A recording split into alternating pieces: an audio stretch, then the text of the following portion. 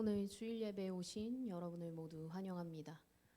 우리의 진정한 가족인 하나님과 함께하며 즐거운 설 연휴를 보낼 수 있도록 인도하시는 주님의 사랑을 느끼는 예배가 되기를 기도하면서 함께 묵상하는 시간을 가지겠습니다.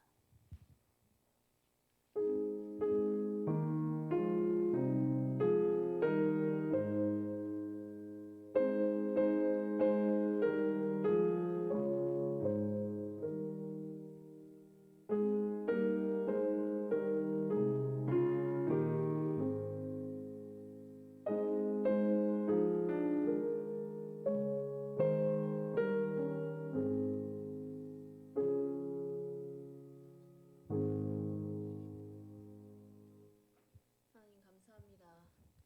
오늘 이 자리에 그리고 비대면으로 함께 예배드리며 주님의 사랑 앞에 나올 수 있게 하심에 감사합니다.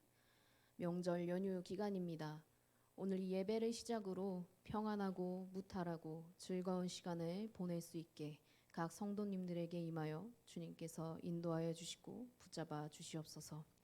예배의 모든 것을 주관하시는 예수 그리스도의 이름으로 기도드립니다. 아멘. 찬송가 20장 큰 영광 중에 계신 주 다 함께 찬양하겠습니다.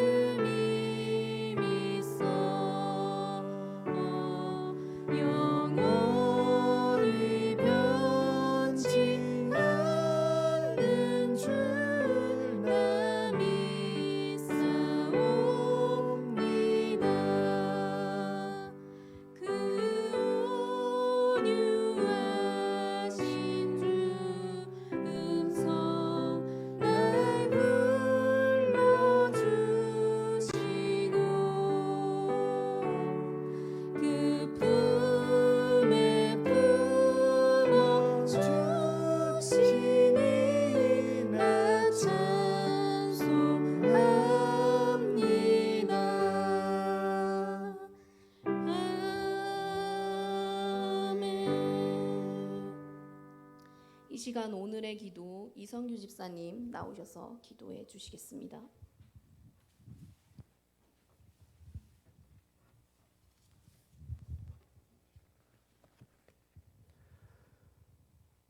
사랑의 하나님 아버지, 오늘 이 자리에 함께 모여 예배드리게 하심을 감사드립니다.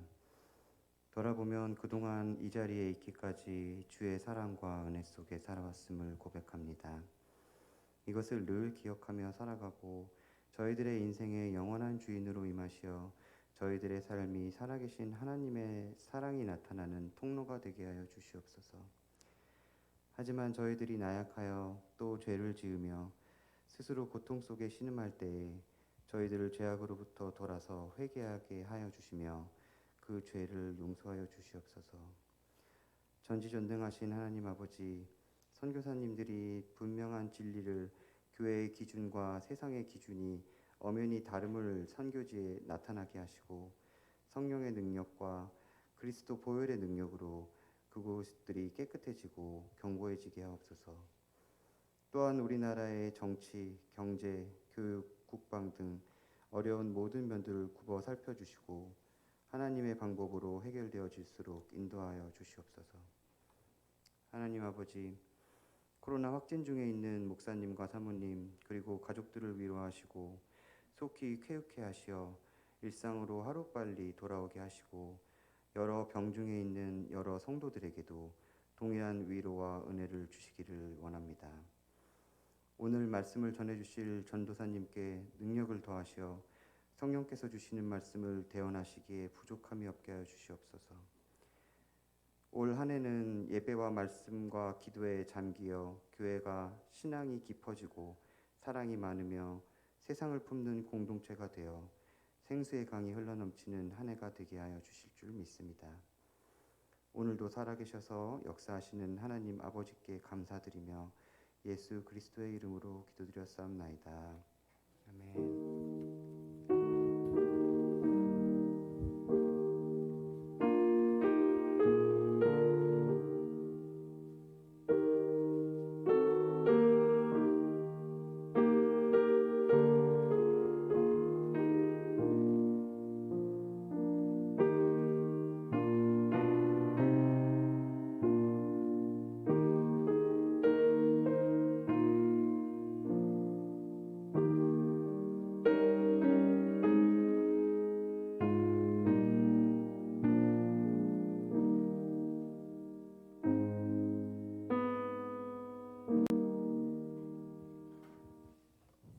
네, 찬송가 314장 찬양하심으로 주님께 더 나아가는 시간 가지겠습니다.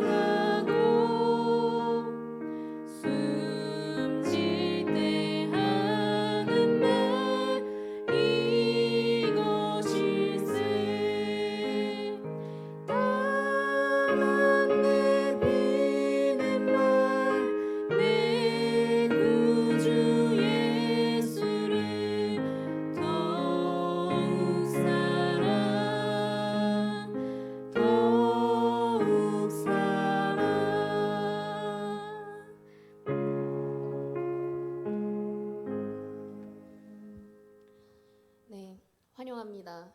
명절 연휴로 바쁜 와중에도 예배를 위하여 우리가 영적 가족으로서 함께 모였습니다. 서로 함께 안부를 물어보고 인사를 나누며 축복을 전하는 시간이 되시면 좋겠습니다. 다 함께 일어나셔서 환영 인사하겠습니다.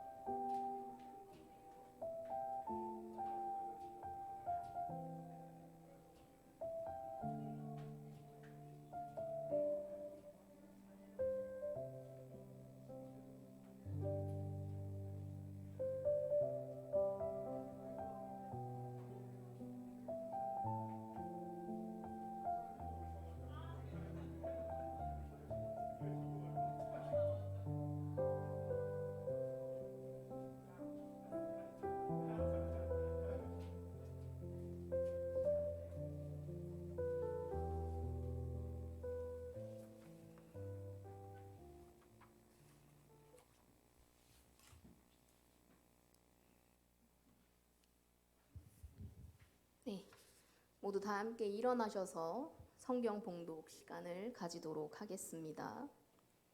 오늘의 말씀은 신명기 28장 12절에서 14절 말씀입니다. 제가 먼저 읽고 여러분께서 읽어주시면 될 것 같습니다.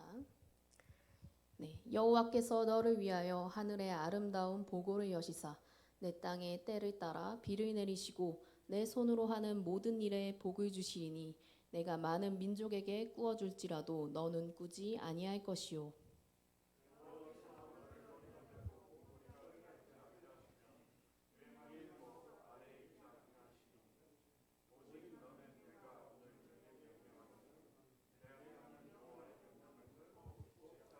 함께 읽겠습니다.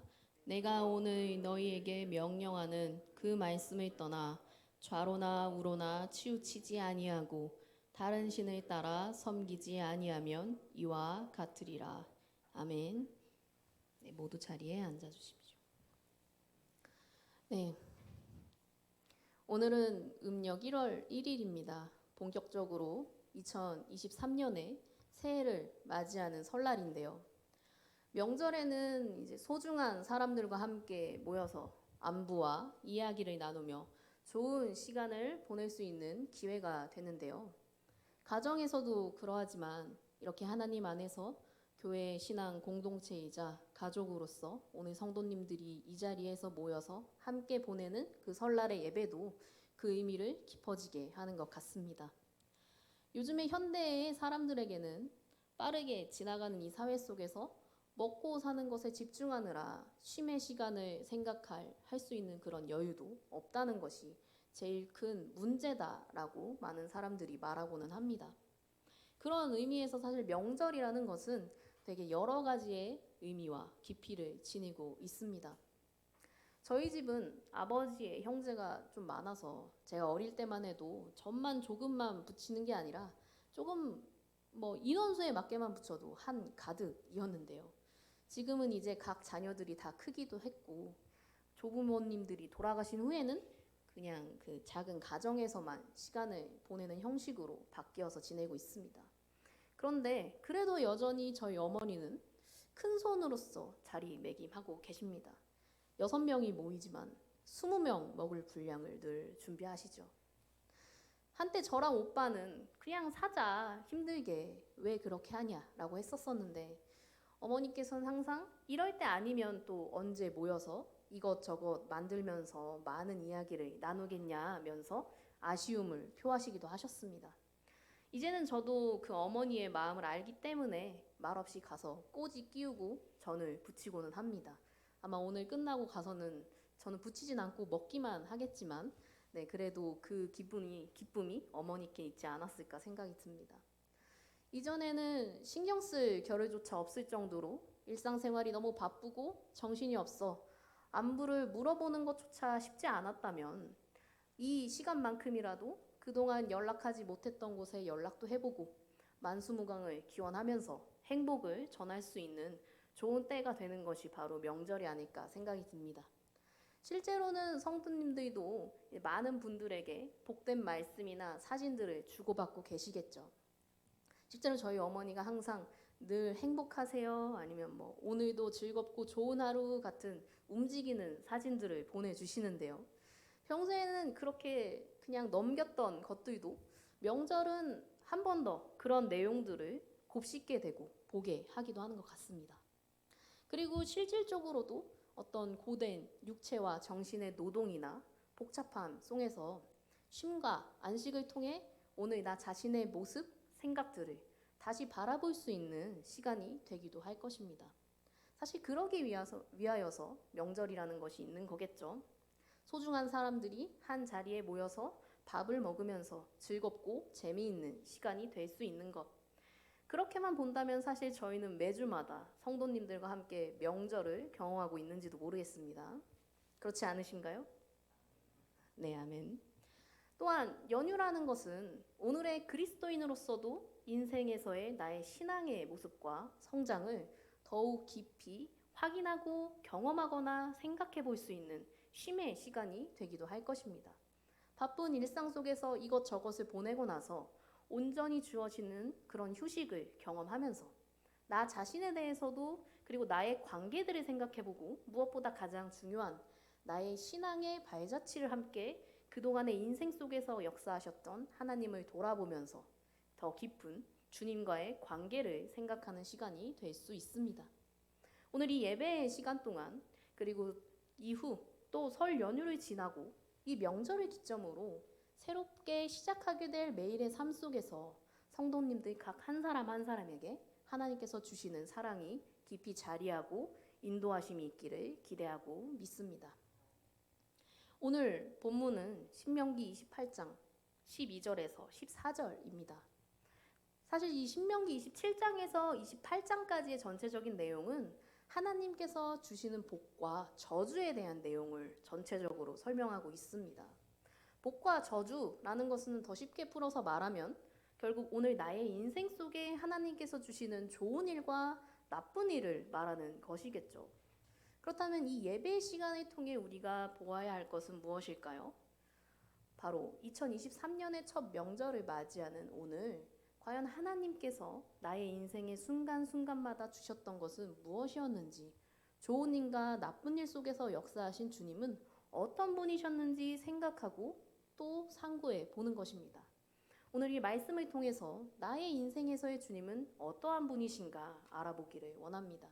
하나님은 그동안 나의 인생을 어떻게 이끌어 오셨는지, 그리고 앞으로 어떻게 나를 인도하실지, 그렇다면 이제 나는 어떠한 삶을 살아가야 하는지 나의 인생 전체를 주관하시는 하나님을 더욱 묵상하는 그런 시간이 되기를 원합니다. 첫째로 나의 인생에서의 주님은 바로 살게 하시는 분이라는 것입니다. 오늘 본문 12절의 말씀을 함께 보시겠습니다. 여호와께서 너를 위하여 하늘의 아름다운 보고를 여시사 내 땅에 때를 따라 비를 내리시고 내 손으로 하는 모든 일에 복을 주시리니 내가 많은 민족에게 꾸어줄지라도 너는 꾸지 아니할 것이요. 아멘. 인간으로서 삶을 살아간다는 것, 잘 살아가는 것, 그것은 아주 쉽고 간단하게 말하면 딱 세 가지입니다. 제가 청년들한테는 한번 말한 적이 있었는데요. 뭘까요? 잘 먹고, 잘 자고, 잘 사는 것. 사실 이 세 가지가 인생에서의 가장 기본적이고 단순한 일상의 모습이라고 할 수 있습니다. 연예인 이영자는 먹는 것에 대해서 이렇게 말한 적이 있는데요. 입맛 밥맛 없으면 몸이 지금 심각하게 문제가 있고 아픈 거라서 병원에 가야 한다라고 말입니다. 근데 사실입니다. 먹어야 영양분을 섭취할 수 있는 거고 그것으로 힘을 얻어서 움직일 수 있기 때문이죠. 먹는 것이 보약이다라고 하지 않습니까? 잘 먹어야 잘 살아갈 수 있습니다. 잠을 자는 것도 마찬가지입니다. 과학 연구에 따르면 인간에게 필요하다고 여겨지는 그 적정 권장 수면이 7시간 정도인데 잠을 안 자면 안 잘수록 우리의 이 뇌세포는 수면 부족으로 인해 죽거나 혹은 변이 되어서 이 뇌가 보내는 전기 신호를 받는 몸은 정상적이지 않는 상태로서 활동력이 줄어든다라고 말을 합니다. 제가 그런 경험을 참 많이 해봐서 아는데요. 눈밑이 퀭해지고 몸도 정신도 그냥 사람이 좀 이상해집니다. 김인식 전도사님이 제가 한창 그럴 때 저를 따라하면서 이렇게 말을 해줬었는데요. 가만히 있다가 뭐 말하면 한 3초 있다가 이렇게 멍 때리듯 봤다고 하네요. 그러지 않도록 잘 주무셔야 합니다. 싸는 것도 그렇죠. 잘 싸야 잘 생활합니다. 잘 못 싸면 병원 가서 약 먹거나 주사 맞아서 장 활동을 활발하게 만들어 주어야 합니다. 속이 불편하고 별로니까요. 항상 마려운 상태로 있으면 어떻게 보면 그것이야말로 고통의 지옥일 수도 있겠죠. 그리고 이러한 먹고 자고 싸는 것이 제대로 돌아가지 않는 게 일주일 넘게 지속되면 가장 최악으로는 몸의 활동이 아예 멈춰버릴 수도 있습니다. 그만큼 인생에서 이 세 가지만큼 가장 기본적이고 중요한 것은 없는 것입니다. 그런데 이러한 기본적인 것들을 어떻게 인생 속에서 잘 이루어낼 수 있을까요? 그냥 있는 대로 하면 될까요? 안타깝게도 세상은 사실 그렇게 쉽게 우리에게 먹는 것, 자는 것, 싸는 것을 허락하지 않는 것처럼 보입니다. 겉으로 보기에는 말이죠. 흔히 농사 짓는 분들이 많이 하시는 말씀이 있습니다. 여러분도 많이 들어보셨을 것 같은데요. 하늘이 먹으라고 하면 먹는 거고 아니면 만다. 본문의 이 상황은 이스라엘의 사회가 농경 문화와 유목 문화가 함께 공존하던 시기였는데요. 때문에 이 자연의 역할이라는 게 절대적으로 중요할 수밖에 없었습니다. 먹어야 할 작물들, 그리고 가축들을 키워야 할 풀이나 물을 위해서라도 말이죠. 그러니까 삶의 1순위로서 연결되는 게 자연이 주는 영향력이라고 해도 과언이 아니었습니다. 그 어떤 것과도 비교할 수가 없었죠. 먹고 살아가는 것, 그것 자체를, 나의 인생 자체를 하늘의 뜻에 맡길 수밖에 없었다라는 것이죠. 하늘인 자연의 흐름에 우리가 몸을 맡기지 않고 거스르면 먹을 수 없다라는 그런 관념이 깊이 자리했던 것인데요. 여기에서 하늘은 당연히 이 말씀에선 하나님이십니다. 오늘의 현대 사회에서는 다양한 과학기술들로 인해서 날씨의 영향을 좀 덜 받고 작물을 재배할 수 있긴 합니다. 뭐 한겨울에 저희는 수박도 먹을 수 있고 열대 지방에 있는 과일을 수입해 와서 먹는 것처럼 말입니다. 하지만 그렇다고 해서 자연재해나 혹은 급격한 변화들을 완전히 예방할 수 없는 것도 현실입니다. 그리고 오늘 주어진 나의 삶이 단순하게 먹는 것만을 또 의미하고 있진 않죠. 잘 살아가기 위해서 사회 속에서 살아가는 나에게 나타나는 많은 사건과 상황들은 때로는 정말로 온전히 하나님께 맡기지 않으면 안 되는 때가 있기도 하지 않습니까? 오늘 말씀에서 말하는 이 하늘을 열어 때에 맞춰서 비를 내리는 것은 단순하게 농경사회에서의 곡식이 잘 무르익는 것만이 아닙니다. 하나님은 나를 위해 이 농사일을 통해 먹을 것만을 얻는 게 아니라 나의 인생 속에서 아주 작은 것부터 큰 것까지 모든 것을 허락하시거나 절제시키시거나 경험하게 하시는 분이라는 걸 말해주고 있는 것입니다. 즉, 주님이 나를 위해 세상을 열어주셔야 내가 살 수 있다는 사실을 오늘 말씀을 통해서 확인할 수 있는 것이죠. 만약 12절에 나와 있는 것처럼 그 아름다운 보고를 주님께서 하늘을 열어 우리에게 공급해 주시지 않는다면 흔히 말하는 것처럼 하늘이 먹지 말라고 해서 먹지 못하는 그런 상황을 겪는 것입니다. 그러나 저와 여러분은 잘 알고 있습니다. 오늘 2023년까지의 이 인생을 한번 돌아보시면 어떠하신가요? 길가의 풀에도 태양빛과 물을 먹이고 새를 키우시는 주님은 오늘 내가 이 살아가는 것의 걱정 속에서도 불구하고 삶을 살 수 있도록 도우시고 인도하셨다는 사실입니다. 나는 설령 먹고 입고 자고 쌀 것들을 걱정하지만 결국 그 걱정들 속에서 세상을 열어 살리게 하시는 분은 바로 하나님이시고 그것을 주시는 분도 하나님이시라는 겁니다. 그리고 무엇보다 주님은 나를 위해 이 세상을 열기를 원하고 계십니다. 나를 사랑하시기 때문에 나를 살게 하기 위하여서 언제든 나의 때에 맞추어 나의 최고의 순간에 맞춰서 하늘을 열어주실 준비를 하고 있습니다. 주님이 주시는 복은 먹고 사는 문제만이 아닌 나의 손, 나의 인생에서의 모든 것이 다 포함되어 있습니다. 즉 주님 안에서 나의 모든 것이 돌아가고 있다고 해도 과언이 아니라는 것입니다. 이는 주님이 말 그대로 모든 것을 주관하시기 때문입니다. 나를 살리시는 분이기 때문입니다. 하늘인 주님께서 나에게 먹으라고 하시고 절제하라고 하시고 인도하시기 때문입니다. 세상을 이처럼 사랑하셔서 독생자를 보내셔서 구원하신 주님은 언제나 내가 살아가기를 원하십니다. 나의 인생 속에서 잘 먹고 잘 자고 잘 싸고 모든 것에 주님을 맡기며 살아가기를 원하십니다. 내 인생 속에서 나를 살게 하시는 그런 주님이라는 사실을 여러분은 믿고 계신가요? 오늘 주님이 또 말씀하시고 있습니다. 내가 너를 위하여 세상을 열어줄 테니 먹고 마시며 사랑하며 살아가라 라고 말입니다. 이 주님의 말씀에 깊이 감동하며 나아갈 수 있는 저와 여러분이 되기를 원합니다. 둘째, 하나님은 내 인생의 깊이를 알게 하시는 분입니다. 본문 12절과 14절의 말씀을 함께 보시겠습니다. 네, 여러분이 함께 읽어주시겠습니까? 시작.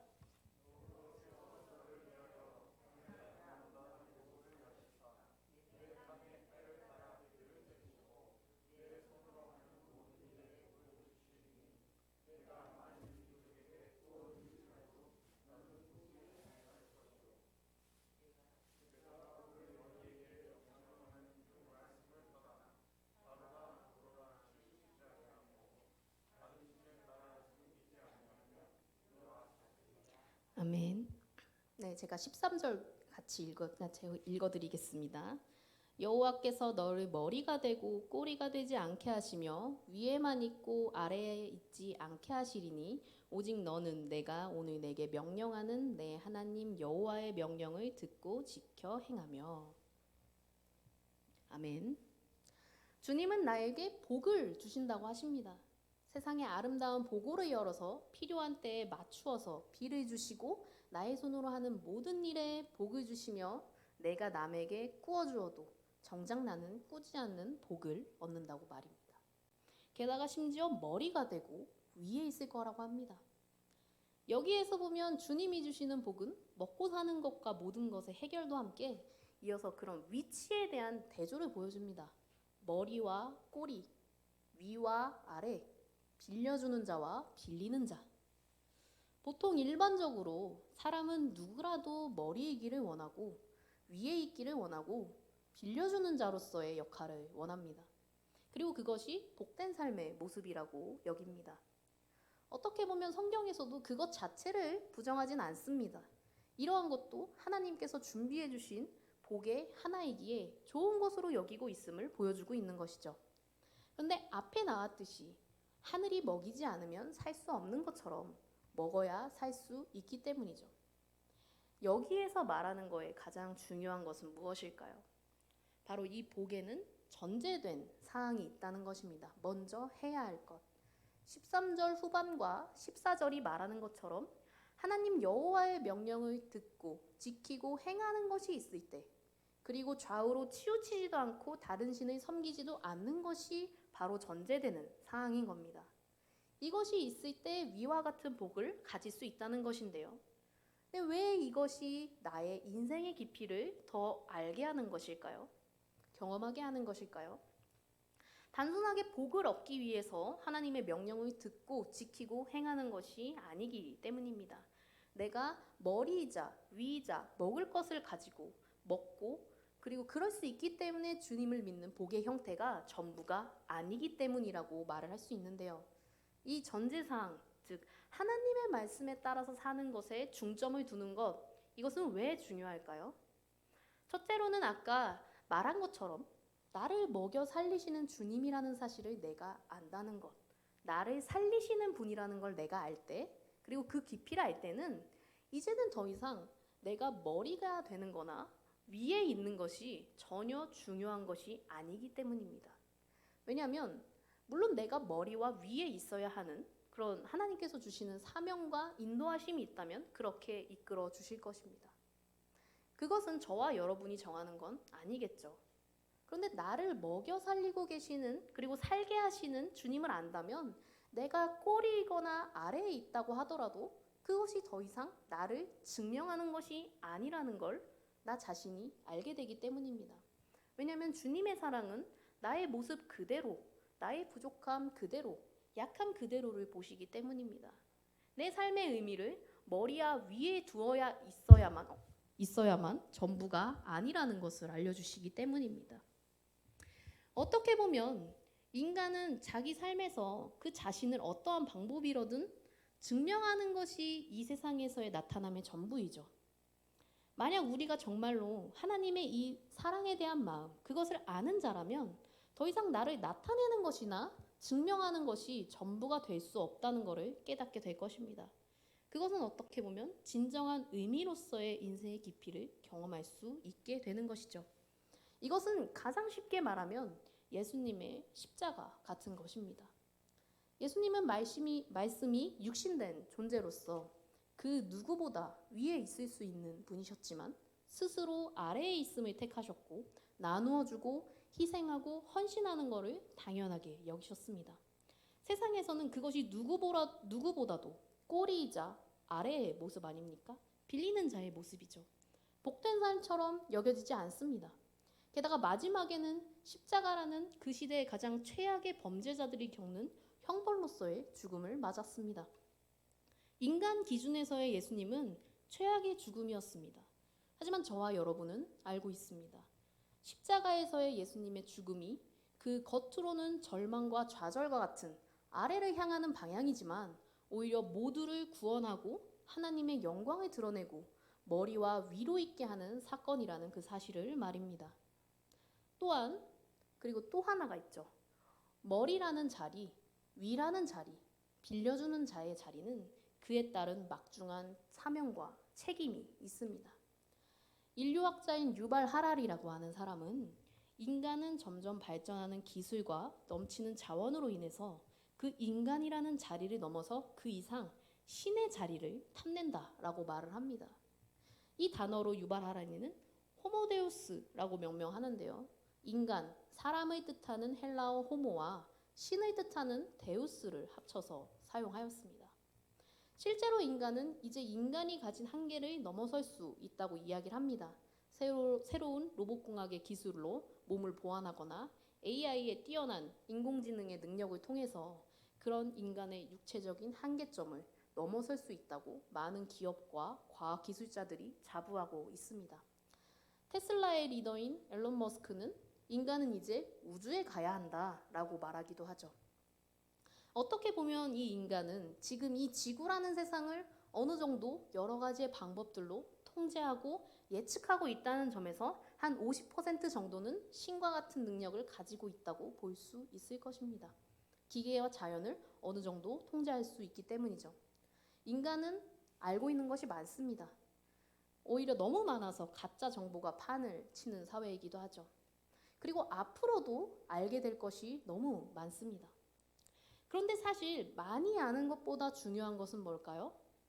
그 아는 것을 삶에 적용시키는 것이겠죠. 그래서 이론과 경험에 적절한 조화가 있어야 한다라고 말하기도 합니다. 그러나 오늘 이 시대 이 세상에서의 가장 큰 슬픔은 무엇이냐? 알고 있는 거에 대해서 모르려 한다는 겁니다. 우리가 잊은 한 가지는 신은 단순하게 능력만이 전부인 존재가 아니었다는 것이죠.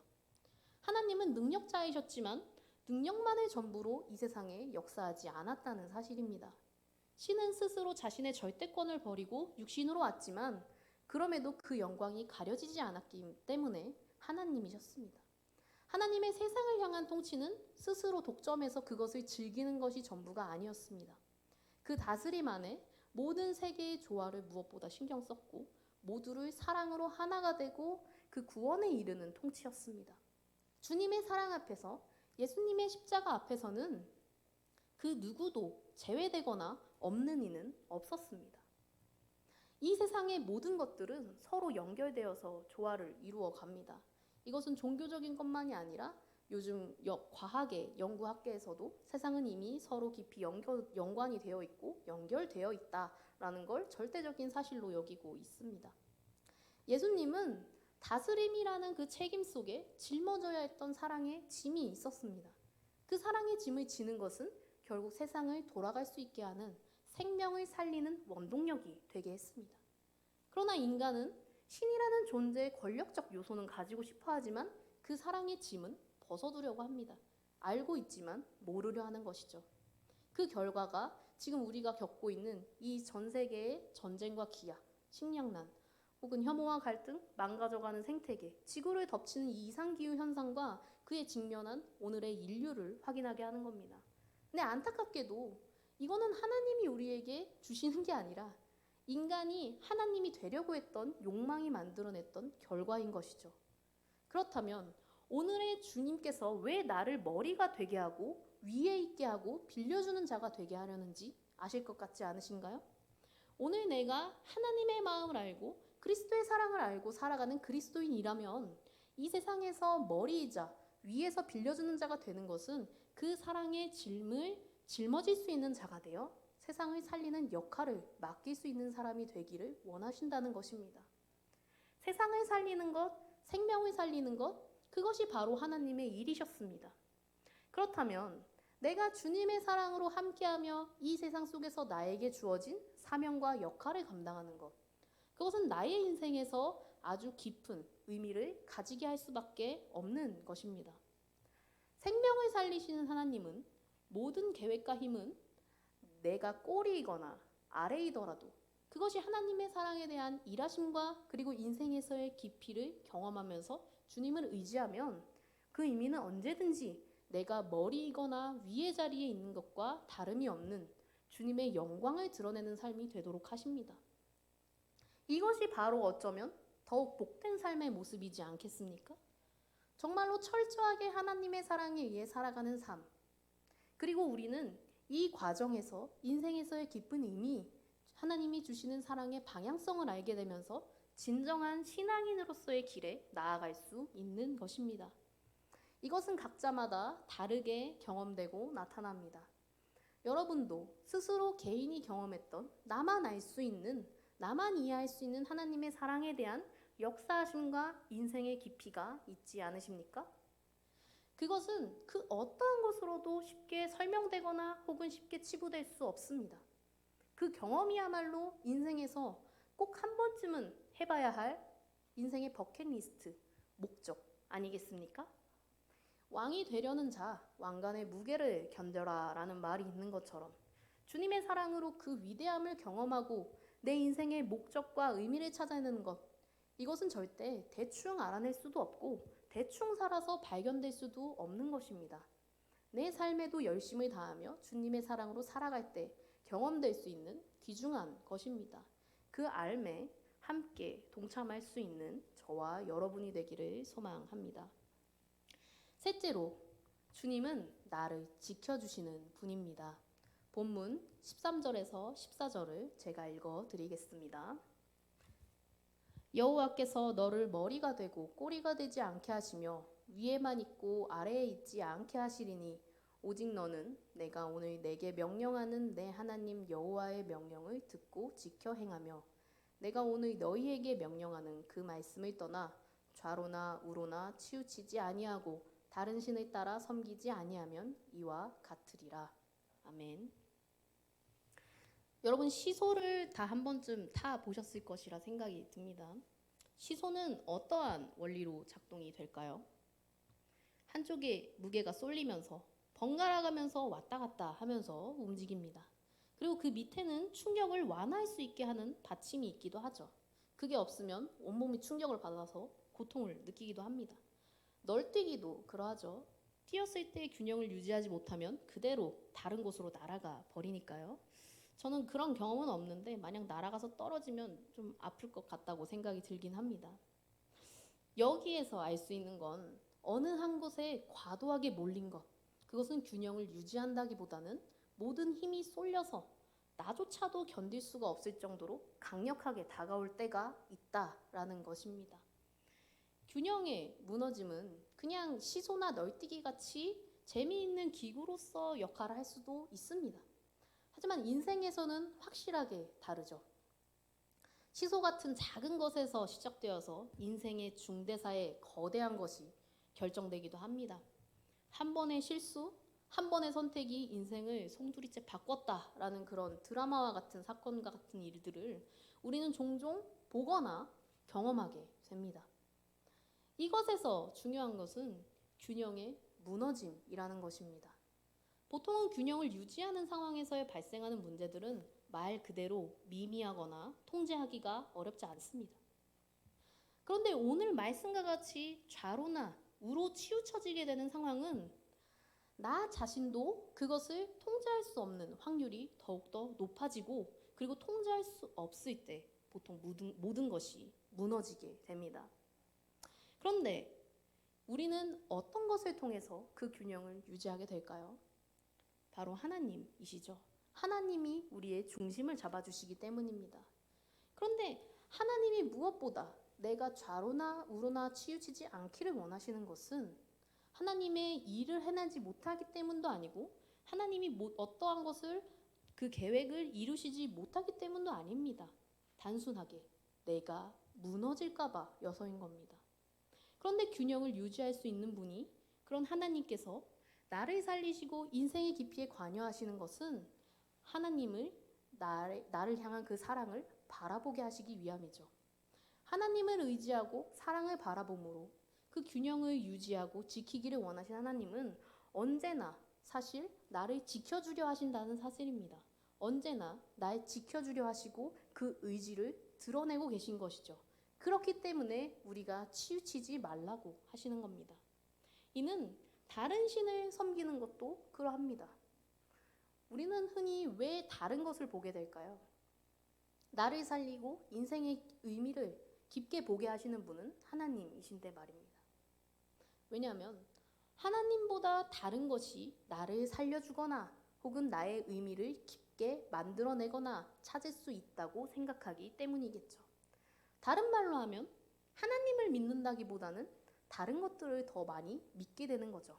신뢰 부족의 상태인 것입니다. 여기에서의 말하는 이 다른 신, 물론 이 시대에 말했던 하나님과 다른 이방 종교의 신임과도 동시에 하나님과 우선되는 모든 것들을 말하는 겁니다. 오늘의 내가 하나님보다 더 중요하고 더 믿을만하고 내 미래를 보장할 만하다고 여기는 그 모든 것들이 어떻게 보면 다른 신을 섬기는 것이죠. 그런데 이것 또한 균형을 잃은 것입니다. 만물을 주관하시고 이끄시는 그 하나님의 나를 향한 사랑, 그리고 나를 살리고 싶어 하시고 잘 먹고 잘 싸고 잘 자게 하고 그것을 통해 이 세상에서 나라는 사람이 행복하게 삶을 살아가면서 그 의미를 깊이 하길 원하는 그 주님의 마음을 믿지 않는다는 것. 그것은 결국 나의 행복을 향한 방향성에 대한 무게보다 다른 것에 무게를 두기에 그 삶 또한 균형을 잃어버린 모습으로 스스로를 무너지게 만드는 결과를 가져오게 만드는 것이죠. 때로는 급격하게 혹은 아주 천천히 조금씩 갉아먹습니다. 그런데 오늘 주님이 말씀하시는 것입니다. 나를 신뢰하라. 너에게 명령하는 그 하나님의 명령을 듣고 지키고 행해라. 내 사랑을 믿어라. 그래서 너가 어디에서든지 행복함을 경험하게 해주고 싶은, 그리고 그렇기 때문에 어디에도 흔들리지 않고 치우치지 않도록 지켜주시는 나의 그 사랑을 믿어라 라고 말씀하고 있는 것입니다. 주님이 그렇게 하시는 이유는 무엇이라고요? 그죠? 내가 주님의 사랑 안에서 행복하기를 바라시기 때문입니다. 그것이 나를 지켜낼 수 있는 하나님의 방법이시기 때문입니다. 그렇습니다. 오늘까지 이 인생을 살아오면서 주님이 주시는 그 뜻을 우리는 깊이 알고 싶어 합니다. 그 방법은 바로 주님의 사랑 앞에 있습니다.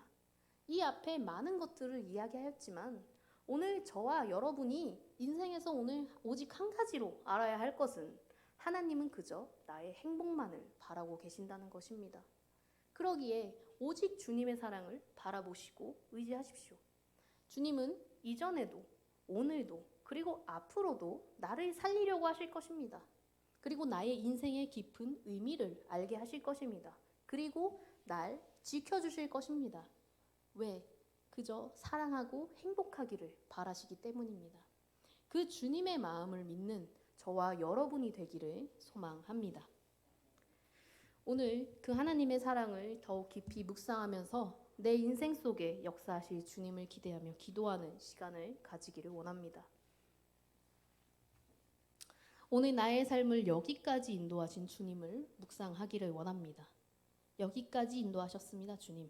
앞으로도 인도하실 그 주님의 사랑을 기대하며 한 걸음 한 걸음씩 나아가는 저희가 되게 하여 주십시오. 기도하는 시간 갖겠습니다.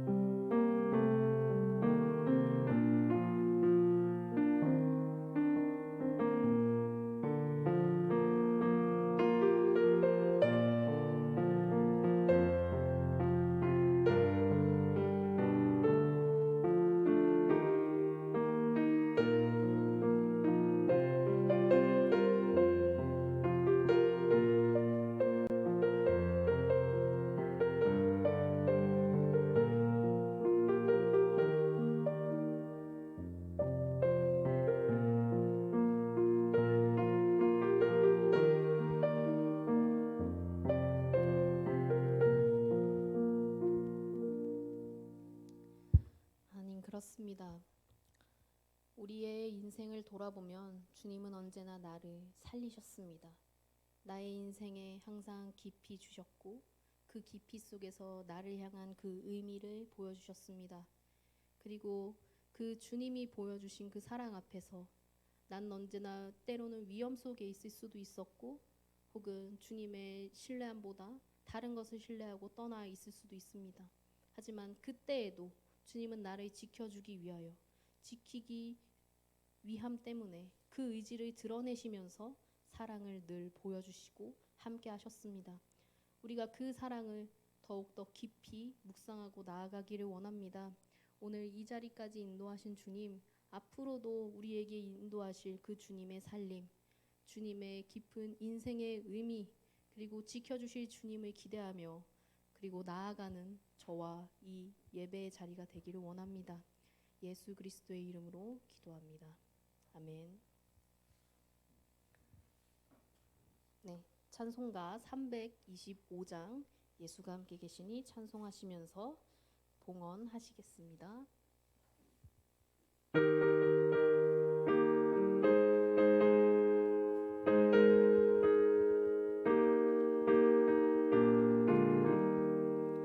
예수가 함께 계시니 시험이 오나 겁없네 기쁨의 근원 되시는 예수를 위해 삽시다. 날마다 주를 섬기며 언제나 주를 기리고 그 사랑 안에 살면서 딴 길로 가지 맙시다. 이 세상 사는 동안에 주 이름 전파하면서 무한한 복락 주시는 예수를 위해 삽시다. 날마다 주를 섬기며 언제나 주를 기리고 그 사랑 안에 살면서 딴 길로 가지 맙시다. 이 세상 친구 없어도 예수는 나의 친구니 우리는 이를 버리고 예수를 위해 삽시다. 날마다 주를 섬기며 언제나 주를 기리고 그 사랑 안에 살면서 딴 길로 가지 맙시다. 주께서 심판하실 때 잘했다 칭찬하리니 이러한 상급 받도록 예수를 위해 삽시다. 날마다 주를 섬기며 언제나 주를 기리고 그 사랑 안에 살면서 딴 길로 가지 맙시다. 기도드리겠습니다. 주님, 오늘 우리 매일매일의 삶에 주님께서 주시는 그 일에 최선을 다하고 또 우리의 마음을 정성으로 주님 앞에 내어놓았습니다. 주님께 드리는 그 마음 깊이 받아주시옵고 오직 주님의 사랑만을 생각하며 살아가는 저희가 되게 하여 주시옵소서. 오늘 우리가 주님께 드리는 그 마음의 크기보다 물질은 더욱더 비교할 수는 없지만 우리가 주님께 드리는 그 마음을 주님은 더욱더 잘 아시는 줄 믿습니다. 오늘 이 자리에서 주님께 예배를 드리며 또 비대면으로 함께하면서 주님께 드리는 이 마음을 주님 귀하게 여겨 주시옵시고 우리의 매일매일의 삶 속에서 우리가 먹고 사는 것에 치중하는 것이 아니라 정말 주님께 그 마음을 드리는 그 정성의 마음으로 삶을 살아갈 때 우리가 또 주님께 더욱더 깊이 마음으로 드릴 수 있는 줄 믿습니다. 우리가 그것을 기억하고 주님의 사랑을 기억하고 매일매일의 삶에 최선을 다하고 나아갈 수 있도록 주님께서 인도하여 주시옵소서. 예수 그리스도의 이름으로 기도드립니다. 아멘.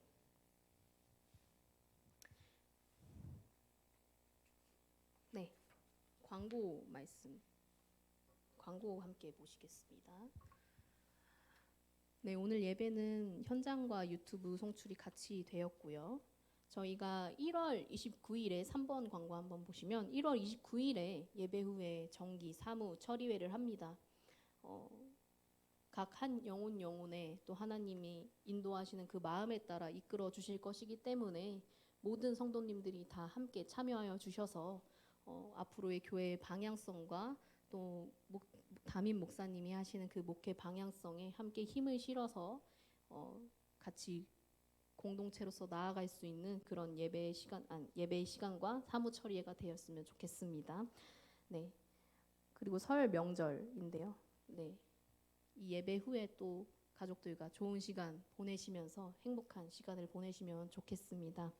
네, 7번 노명수 목사님과 그 가족들이 코로나 확진 후에 격리 중에 계신데 다행히 네, 몸이 그래도 회복이 잘 되고 계신다고 하시더라고요. 그래서 너무 걱정하지 마시고 기도 함께 해주시면서 또 건강한 모습으로 뵐 수 있도록 네, 마음 써주시면 되실 것 같습니다. 네, 그 외의 광고는 네, 주보를 참조해 주시고요.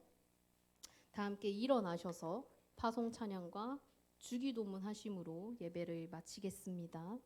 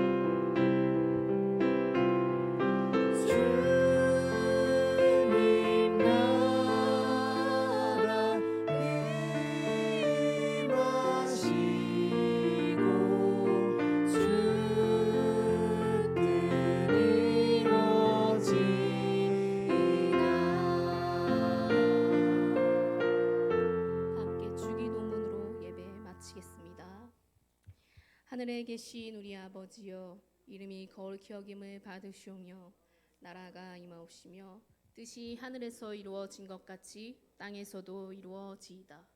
오늘 우리에게 일용할 양식을 주시옵고 우리가 우리에게 죄 지은 자를 사하여 준 것 같이 우리 죄를 사하여 주옵시고 우리를 시험에 들게 하지 마시옵고 다만 악에서 구하시옵소서. 나라와 권세와 영광이 아버지께 영원히 있사옵나이다. 아멘.